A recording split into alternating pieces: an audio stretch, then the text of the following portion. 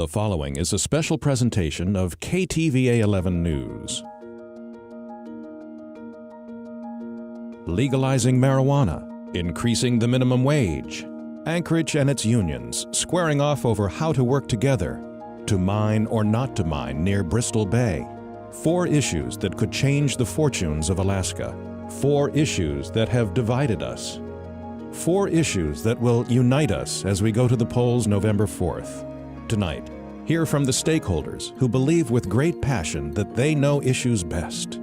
How can you prosper in the ever-changing landscape of living life in the 49th state? Show Me the Money, Alaska's fiscal future. We take you now to the studios of KTVA 11 News.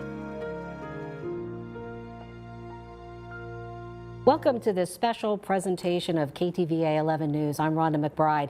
In this program, we will probe the connection between money and politics. Later in the show, we'll look at some of the numbers, the polls, campaign spending, the mysterious forces at play in our political ecosphere this election season. But first, we'd like to start out with Ballot Measure 4, known as Bristol Bay Forever. This is a measure that hasn't had much attention, but if it passes, could have a huge economic impact. The battle to block large-scale development in Bristol Bay has a long history, going back to Governor Jay Hammond, seen here with his family at his homestead at Lake Clark, one of the treasures of Bristol Bay. A former Bristol Bay fisherman, Hammond has been campaigning for years to save the red salmon from the ravages of the foreign fleets. While serving in the Senate in 1972, he succeeded in getting lawmakers to create the Bristol Bay Fisheries Reserve. I'm happy Governor Hammond had insight to protect what we have in the region.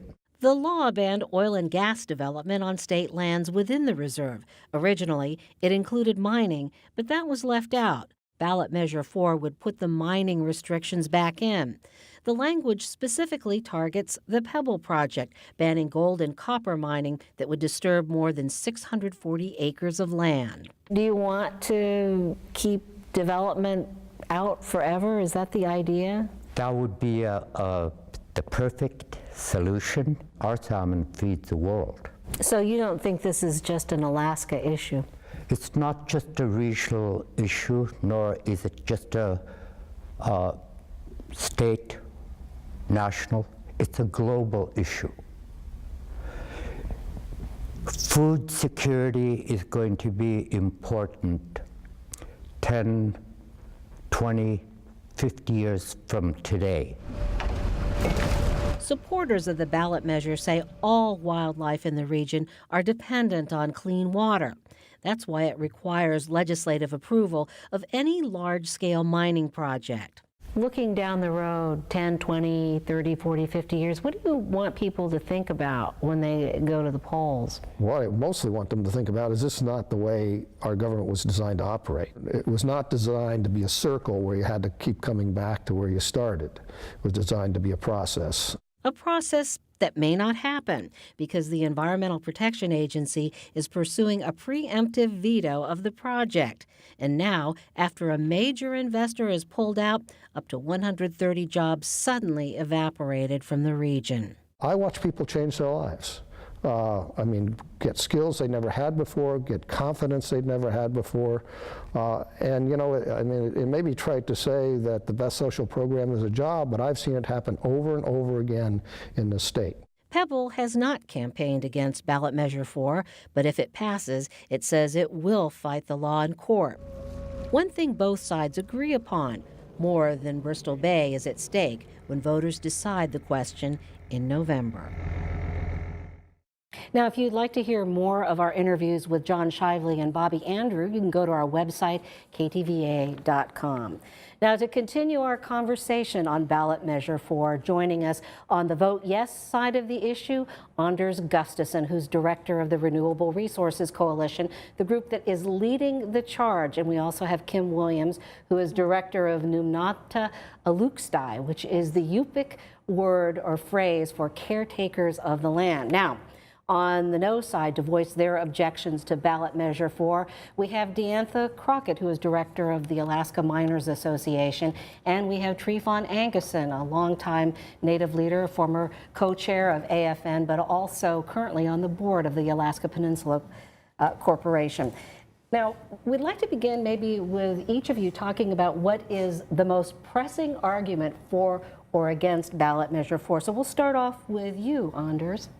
Thank you, Rhonda. I think for us, one of the things that we've noticed in this issue around Bristol Bay that we've been working on for so long is that the public has consistently asked for the opportunity to really weigh in a meaningful way. I've long heard the question, when do we get to vote on Pebble Mine?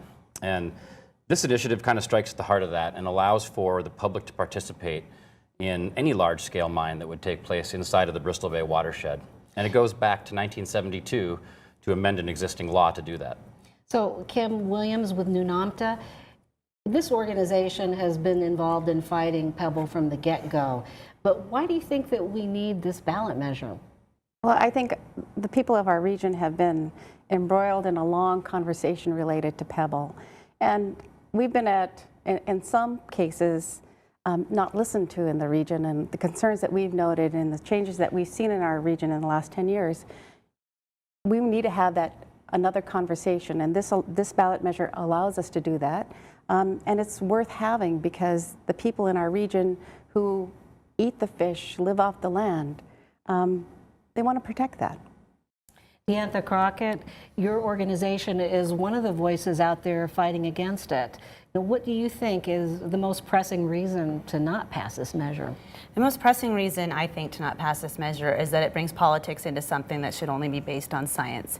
A proposed mine at the Pebble deposit is a huge engineering feat. It's a controversial, and it should be, because we are all waiting to see whether or not it can be done.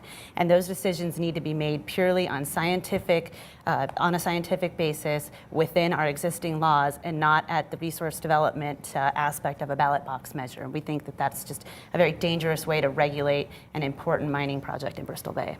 Well, Trifon Anguson, you have sort of been out there early in support of Pebble, and I'm sure that it hasn't been an easy position to take. Actually, it hasn't been easy, but Rhonda, we take the position, our village corporation, and you've recognized that I serve on the board of the Alaska Peninsula Corporation. I serve as the chairman of the board, and our board has been very active in promoting economic development in Bristol Bay, specifically on their lands.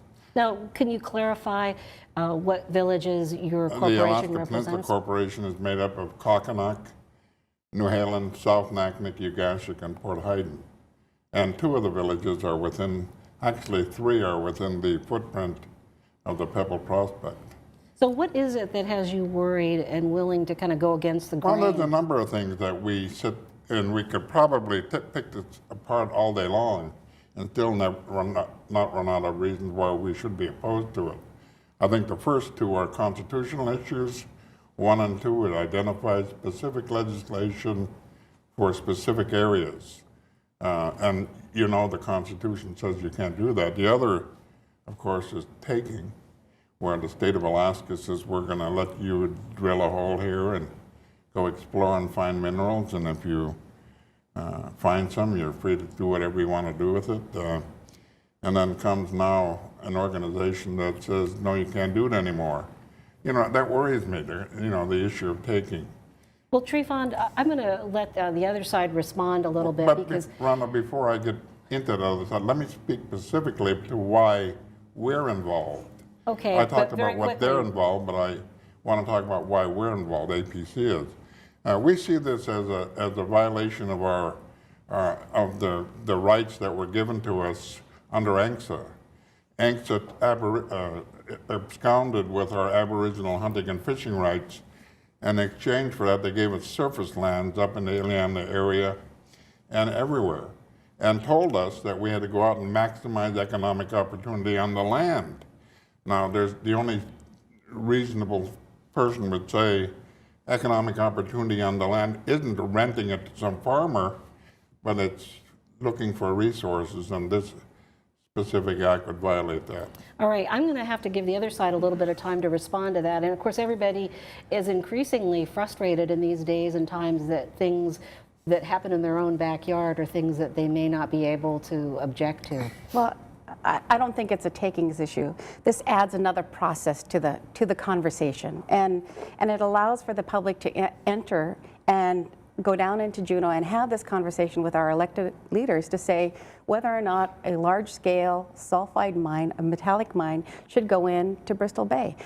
Having that opportunity is democracy, and it's something that we should have. And you can't necessarily have that conversation during permitting. It's either yes or no, or here's the problem and here's the mitigation. But whether or not it's a good policy decision and having that done in the legislature, I think it just adds to the process. All right, thank you, Kim. We're going to take a break, and when we return, the conversation over Ballot Measure 4, we'll take a look at some of the issues that they have raised thus far, so stay with us.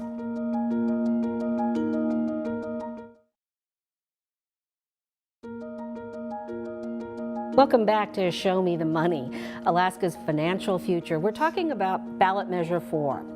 And one of the things that people say about Ballot Measure 4, even people that have been anti-Pebble Mine, is that it might have unintended consequences, because what it does is it puts the legislature at the final stage of approving this project. And they've said that if we have a legislature that is pro-resource development, they might just rubber stamp a project like that. Anders, how do you feel about that? Well, I think that's a good point. I've heard that argument made. I think it's important to clarify, though, that the legislature has that ability to do that tomorrow. They could pass a bill tomorrow saying that they support Pebble Mine, any development around it. What we're trying to do here is clearly state what that standard would have to be, and that's an element of risk. So it would have to prove that a project is no danger to the fishery. So while they're able to do that if they were wanting to, what we wanted to make sure is that the citizens of Alaska have the opportunity to weigh in again through their legislatures to prove that a project isn't going to risk the fishery. Because ultimately, as you pointed out, Show Me the Money, the fishery economy is the lifeblood of the region. And so we're trying to protect that economy. Well, let's talk about this past session. For example, we passed a landmark natural gas pipeline project. And most of the lawmakers really were unfamiliar with the details. Maybe a handful understood it. So, Kim, if there is permitting of Bristol Bay of a major mining project there, I mean, they're going to have a huge stack of papers to go through. Can you trust lawmakers to really study this properly and vet this? Well, I would say we all have an opportunity to go and influence our legislature, our elected leader, and to go down and to educate them. They have staff people that would go through, they have the opportunity to bring the experts in to explain things to them. And so they will vet it by bringing in the experts and listening to the testimony that's given. And we all have that opportunity, whether you're on one side of the issue or the other. Deantha, how do you feel about the legislature weighing in on a crucial decision? I think the legislature already did weigh in on a crucial decision when the laws that are existing today for the regulators to have to check and make sure that any mine application adheres to is in place. The legislative body has created laws for resource development in Alaska that our regulatory agencies have to check on. In terms of how this project would go through our legislature, should Ballot Measure 4 pass, should a mine like Pebble get over 100 permits it would have to get to the point where the legislature would be faced with this decision. It could be overwhelming. It could be overwhelming, and what the legislature is going to have to do is bring in experts, like Kim mentioned, probably the regulatory agencies that have already reviewed the applications for a second round to ensure that they have the information they need to make a decision. So, I mean, I see the danger being that added delay, that added time to, again, just recheck some work that the regulatory agencies already spent probably a decade doing. I don't see how that additionally protects the fishery. I think it's just delay. One more question for your side is that I've heard it said that everybody's watching what's happening with Pebble, and the future of development hinges on things like this ballot measure. How do you feel about that? The future, I don't know. I think that the world is watching what's happening at Pebble, because I think we're seeing some unprecedented actions taking place against a resource development project before it actually exists. I mean, we have not seen a mine plan. We've seen economic report designs that insinuate what a mine might look like. We haven't seen the Pebble project submit a mine plan, and so we're making decisions and going out and acting like we have facts on the issue. And I don't think that's happened in our state before, and I think it scares the rest of the world when they're looking at, should I invest in Alaska? Anders?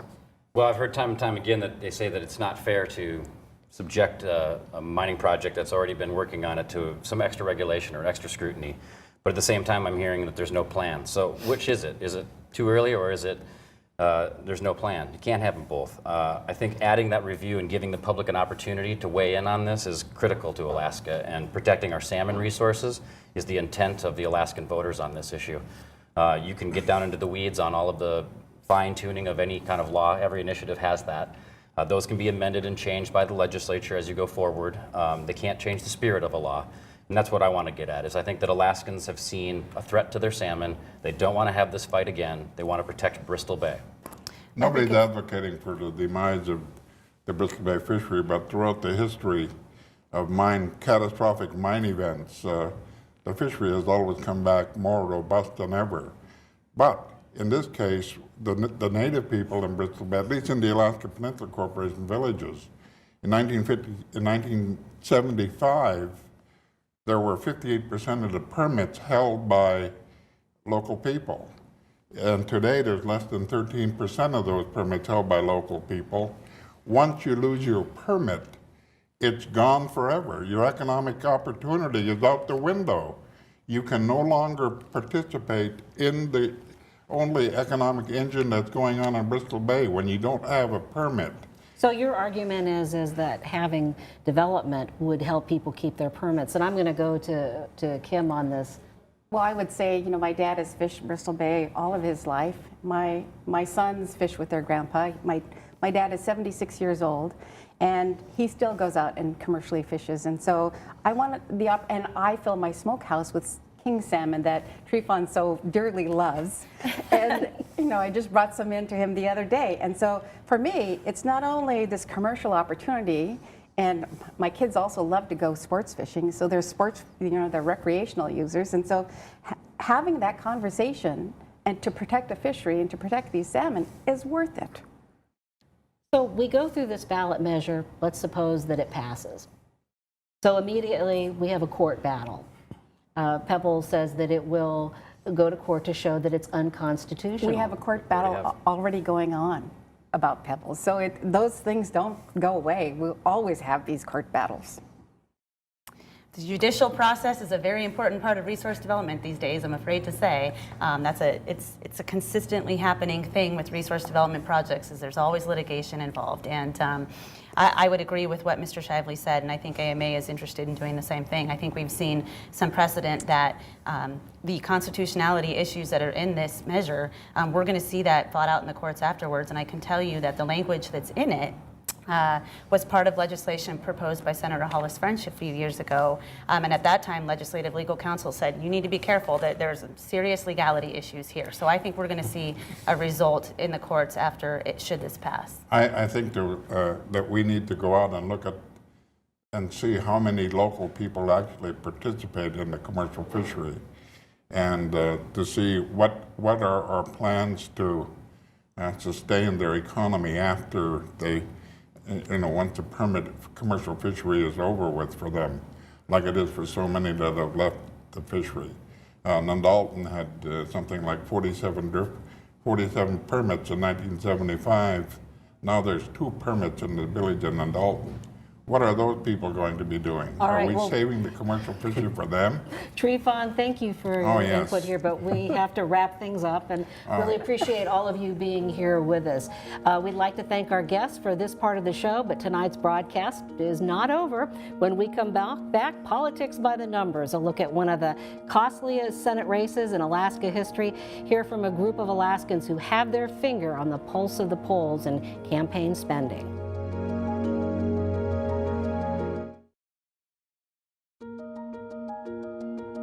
Welcome back to this special presentation of KTVA News.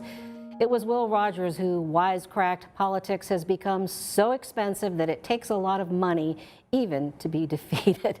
And I can't imagine what he would say about that today. But in this portion of our program, we'll look at politics by the numbers, the polls, campaign spending, the forces that drive modern politics. And joining us to explore this strange new world, we have Ivan Moore, a political researcher who conducts polls, though he is not working for any candidate specifically this election. Forrest Neighbors, who teaches political science at the University of Alaska Anchorage. Michael Carey, a veteran columnist and observer of Alaska politics, and Amanda Coyne, a political blogger who is known for her relentless coverage of Alaska politics. So I guess, Mike, we'll start out with you, since you have observed more campaigns than the rest of us, but give us your general impressions of this cycle. Well, this is a U.S. Senate race, and we could have known before this started that a lot of money would be spent here. We're going to get into the definition of what a lot of money is, because it happened in all these other states, and it's happening in places like Montana now. Small states where big contributors can spend a lot of money in a short period of time, and we're seeing that right at the moment. Amanda. You know, I'm pretty much going to echo what Michael said. Well, this is obviously going to be the most expensive race in Alaska history, right? And I think that when the dust settles and we figure out who wins, we'll figure out how that money was spent, if it was spent wisely, if it was spent well, if a lot of it was wasted. It'll come out. Ivan, you've also been in the fray for a number of campaigns here in Alaska. Does anything strike you as unusual so far in this one, besides the money that's been spent? You know, I disagree with people in the sense that I don't think there are any more ads on TV and on radio this year than in past years. There are set ad breaks, but you're not hearing from State House and State Senate, because pretty much a lot of those have been shut out. You know, there's the same amount of advertising time in each 1 hour block on TV and radio. What's different this year is that the spots are like, you know, instead of averaging kind of $20 or $30 a spot on radio, for example, they're $200 a spot, because you've got this unlimited national dark money. And part of that, too, is that the candidates get the discount rate for their ads, but the television ads, anyway, are bid upon that remaining time. So you've got a situation where TV and radio are under no obligation to sell a spot to a given state house race, for example. So if they can take $200 a spot from a national group, they'll do that, and they'll say sorry to the state house campaign. Forrest, what are your observations? Well, as the egghead in the room, being a political scientist, I kind of see this election in terms of American political history, and you know, what is American government doing, and I see the Senate race in that context. So, you know, I mean, we're trying to decide as a country whether we want to continue with progressive reformation of government and really seal the policies of the Obama administration, Dodd-Frank, Obamacare, other things, or whether we want to begin to restore American government to the prior model of limited government. This race very much plays into that, well, I think that's a good decision point. Good transition here for another topic, is a lot of times our Senate races focus on local Alaska issues, but recently with the balance in the Senate swinging between both parties, it seems like national politics takes over. Anyone want to jump on whether or not this is a good idea? You know, I mean, you know, the playbook, from what I understand from the very beginning for the Democrats, was to make this about local issues. So you hear that with Mark Begich. When he goes out and talks, he talks about what he's brought home for Alaska. He talks about Alaska-specific issues. When you hear Dan Sullivan talk, he talks about Obama, he talks about Obamacare, he talks about federal overreach. Now that still affects Alaska, right? I mean, as we all know, but it still is. There is a marked difference between the way that those two speak about their role in the Senate and what they hope to accomplish. Rhonda, I'll jump in here. In 1964, it's the first time I voted as an 18-year-old or 19-year-old Alaskan. We did not know much about our congressional delegation. Our senator and congressman went back to Washington. They sent us their newsletters. We got Associated Press stories, and occasionally some of the papers had correspondence on hand, but we did not know very much.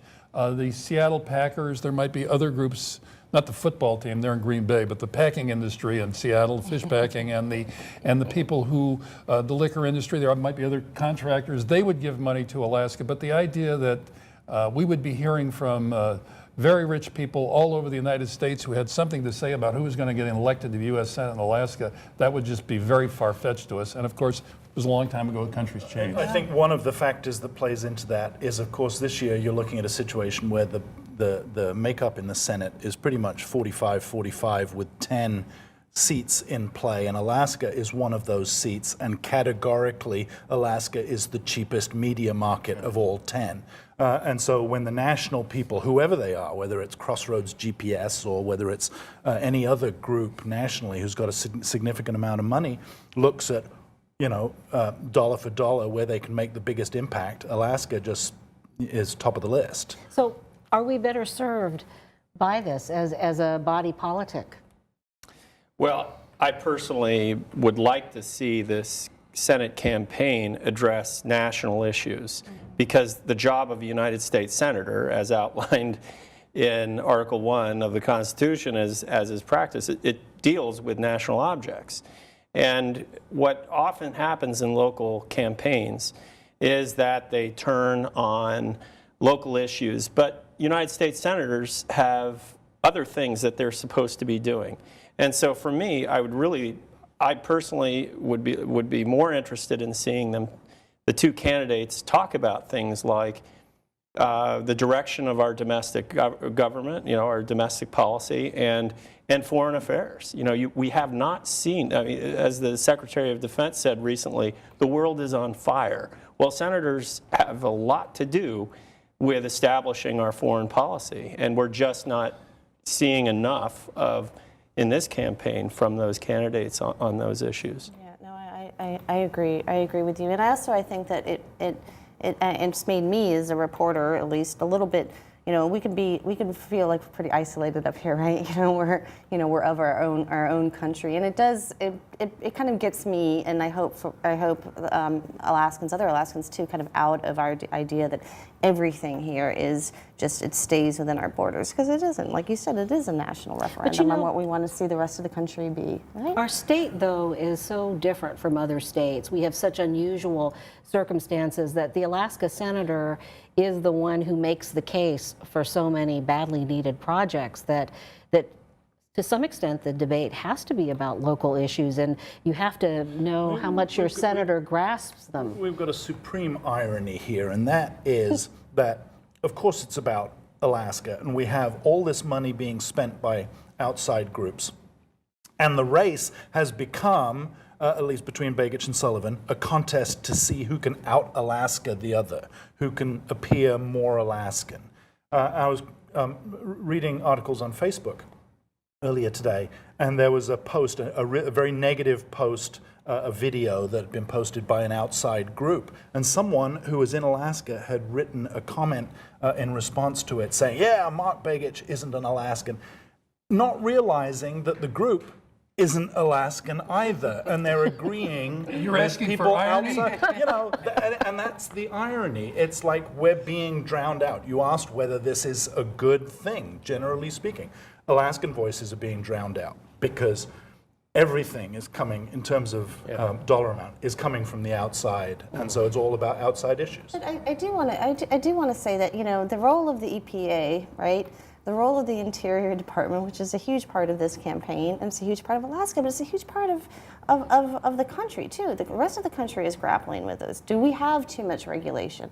Is there a problem with federal overreach? Those are questions that are being talked about here that do directly affect Alaska, but just not only Alaska too, particularly in other western states. Here's also another example of a local issue that's really important to Alaskans, or should be, that we don't hear about during the campaign except rarely, and that's climate change. Now, the other day in Kodiak, when the two Senate candidates, major Senate candidates, had their debate on fisheries, there was some brief discussion of climate change, and Mark Begich gave an impassioned plea for the belief that for his belief that there is such a thing. We need to do something about it. We need to get moving on it. He didn't say what. Sullivan called for sound science, whatever that is, and that's sort of the end of it.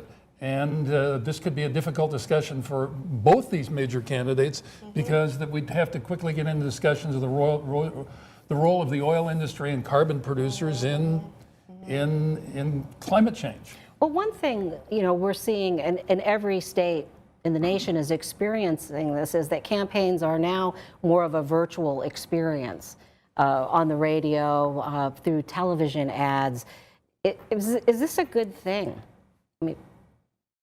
I mean, I don't know what other states do. I really don't. I haven't like gone around, and I don't. I'm not sure that there's a whole horde of people going out and seeing their, going to their city council meetings or going to, other meetings. Norman Rockwell's I don't quite buy that we're like all of a sudden more virtual than we ever were. I'm not, but maybe I'm wrong about as a that. voter, I'm not so sure I'm served by being bombarded with images of Sullivan looking like Frankenstein and Begich looking like a geek. There are opportunities to get out there and see and see your. I mean, if you want to, you can go out there and see your candidates. I bring a kind of unique perspective, of course, being originally from England, and in England, radio and TV ads for political campaigns are not allowed. Yeah. And I think I can pretty categorically say that English people don't know their representatives any better than we do here. Mm-hmm. And so you're saying it doesn't matter? I mean, it's inundating and it's awful, the whole experience. It's just so negative and so, primary school, schoolyard. Bullying. Just kind of this petty fighting that goes on over trivial issues. I mean, Michael, you're talking about important issues here. You can't possibly expect people to talk about these in campaigns, can you? Well, how about if I talk about something else that's trivial but annoying? If I go to my computer and decide I want to listen to Jimi Hendrix, before I can listen to Purple Haze, I have to listen to somebody from Dan Sullivan's campaign explaining to me why Mark Begich doesn't deserve my vote. This happens all the time. It's called fast forward, right? Get on your computer with you. I'll show you how to do this. I guess maybe what I should do, Ivan, is give them credit for being innovative. Yeah. Well, before we go to a break here, Forrest, I want you to weigh in. What are students saying? Are they getting very disillusioned by this, or is this part of their world? I don't see disillusionment. I think my students and students at the university are interested. And to some degree involved. I'm not sure that what the turnout is going to be. I think they really there is a sense amongst students that the excitement about sort of the new era of politics brought on by President Obama has kind of worn off, and so we'll have to see what they do this fall. But my sense is that this generation has gone back to politics as usual, and the excitement has worn off a bit, which is a marked contrast to 2008. I remember I was teaching then, and students were on fire with optimism. Yeah, I was teaching in 2008 too. It was exactly the same, But I brought a lot of that into my classroom too. So. But they have got marijuana to bring about this time. Well, we'll talk about that. We'll talk about marijuana and the impact of some of the other ballot measures on this election when we come back. But we'll have more politics by the numbers. And of course, you won't want to miss what some of our pundits will say.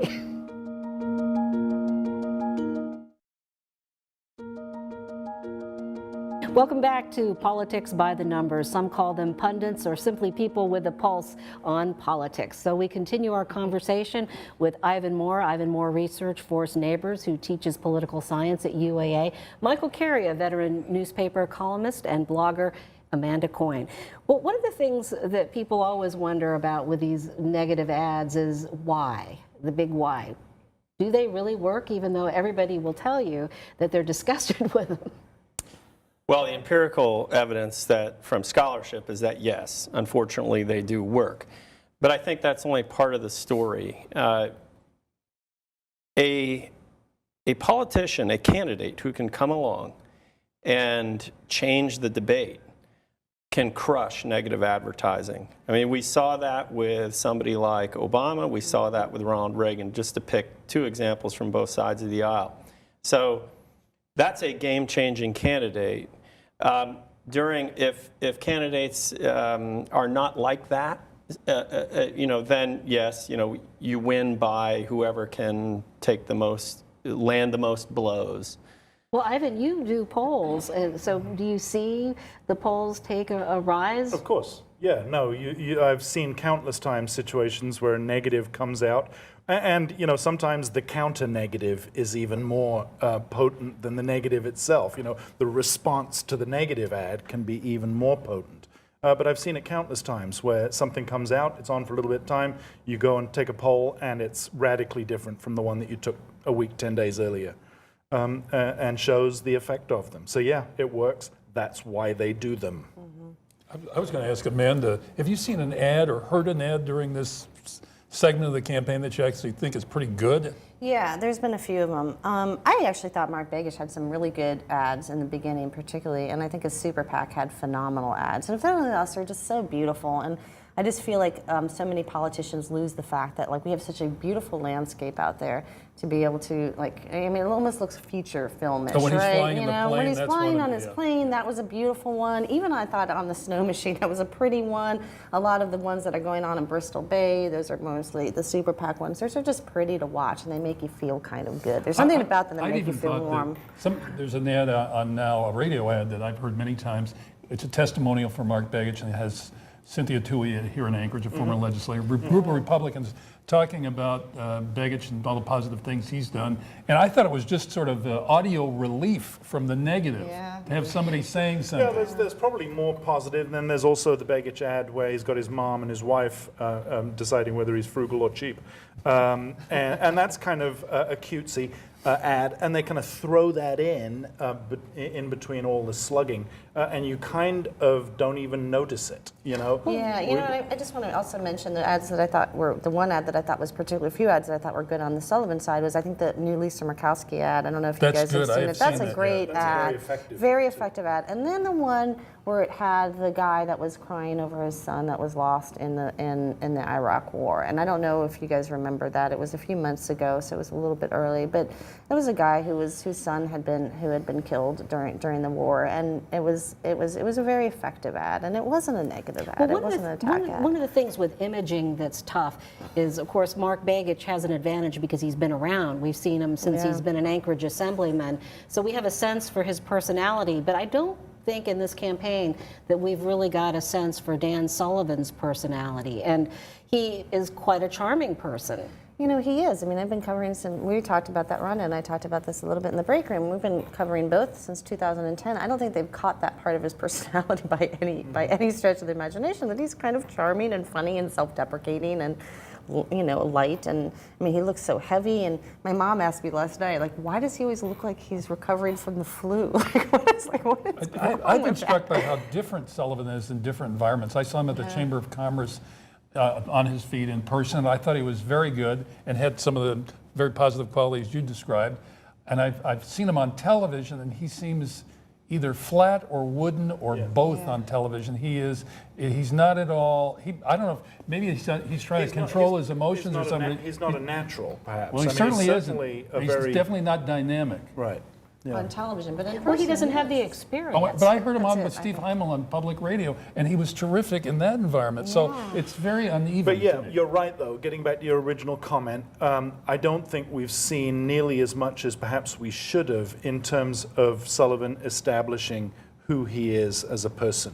I mean, the irony is that you say what you say about Mark Begich. We all know Mark Begich, and Mark Begich had the ad at the beginning of his campaign where he basically told us the Mark Begich story kind of thing, which is the usual step, the beginning of any person running for public office, but particularly the person that we don't know needs to do that, right? But let me ask you this, though. Maybe if this is a good one for Forrest. I'm sorry to take over your duties here. This is a conversation. I don't mean to do this, but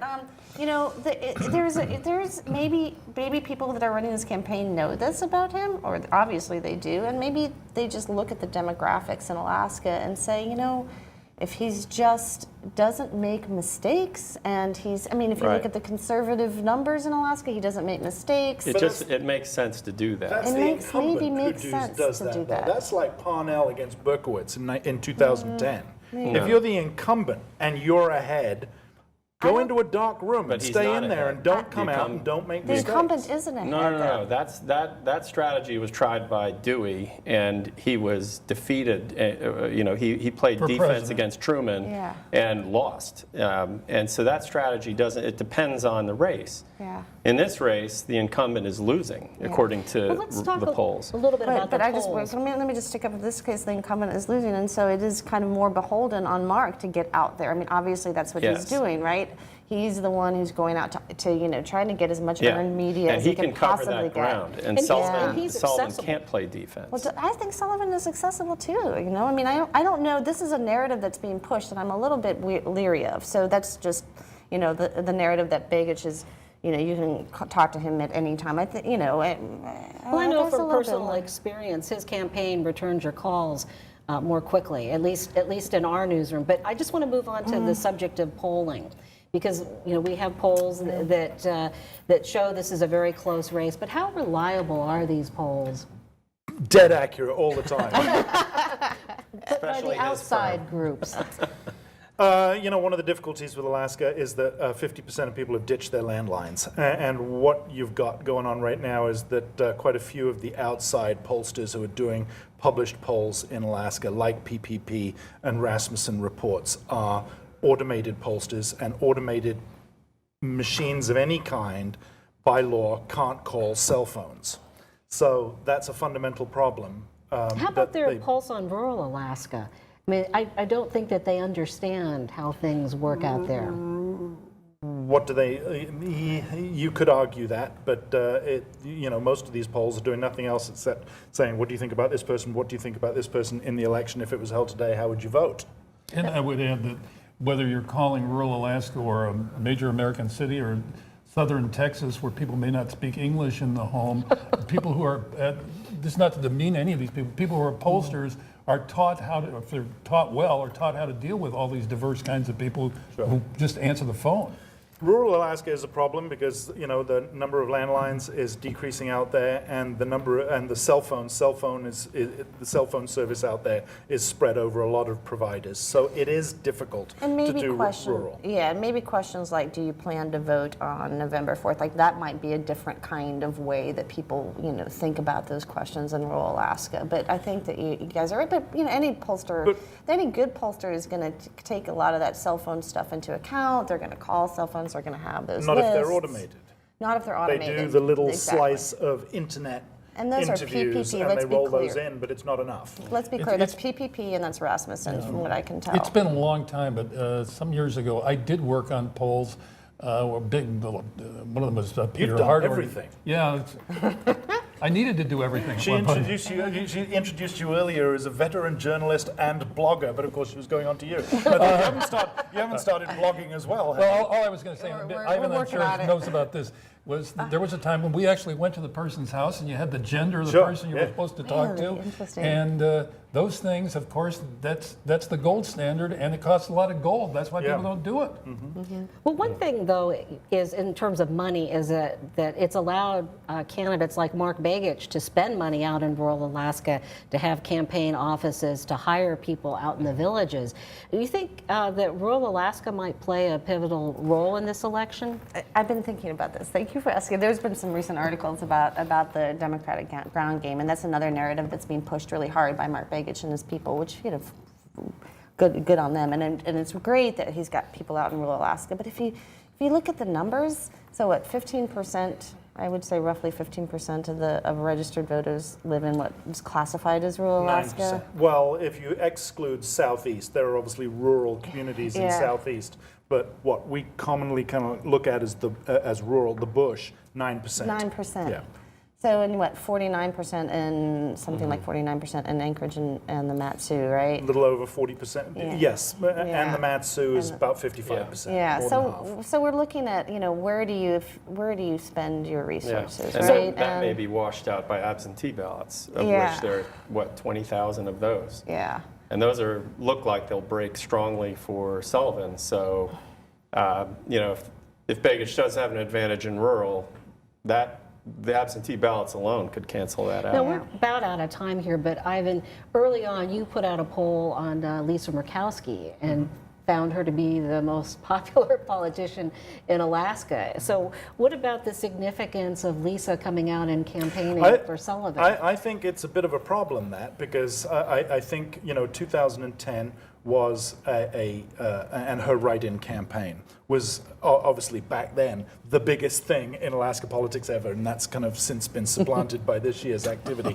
But what was key was, though, she came out in 2010 and she won her write-in, not because of conservative Republicans on the right, but because of moderate Republicans and moderates and the native vote and Democrats who realized that she was probably the better option for getting rid of Joe Miller than Scott McAdams was. And she owed her support to the middle. Now, in polling, now, in the middle is where she's popular. Yeah. She's less popular on the conservative right, and she's also less popular on the liberal left because she stuck it to Scott McAdams, right?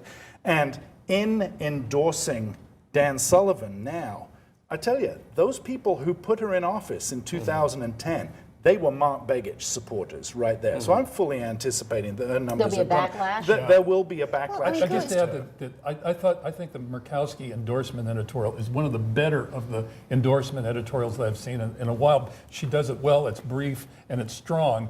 On the other hand, you make a great point, Ivan, that a lot of the people who are looking at that are getting mad because the only reason her endorsement is worth anything was because of me, they'll say. That's right. Well, all right, You're taking credit. No, not because of me. I'm putting words in their mouth. That's what they say. I voted for her. Can I just also say, though, that We're Mark Mark Begich campaigned hard for Scott McAdams. He had his people work for Scott McAdams, okay? Do you remember? I mean, I think we've forgotten this at this point. And so she has, and also if the Senate changes, and she's going to be chair of Energy Committee, right? But, so there's quite a few stakes. There's personal stakes, and then there's obviously big professional stakes. And we have just scratched on the surface of all the dimensions of this campaign. I wish we could have a longer discussion, but we want to thank our panelists tonight and especially our audience. Next Thursday night, as our Show Me the Money series continues, join Emily Carlson for an in-depth look at Ballot Measure 2 on the pros and cons of legalizing marijuana. We hope what you heard tonight will help prepare you for the November 4th general election. It's been a pleasure to be a part of this special KTVA news event, and be sure to look for this and the rest of our Show Me the Money series on KTVA.com and on GCI Cable on demand. Thanks for joining us.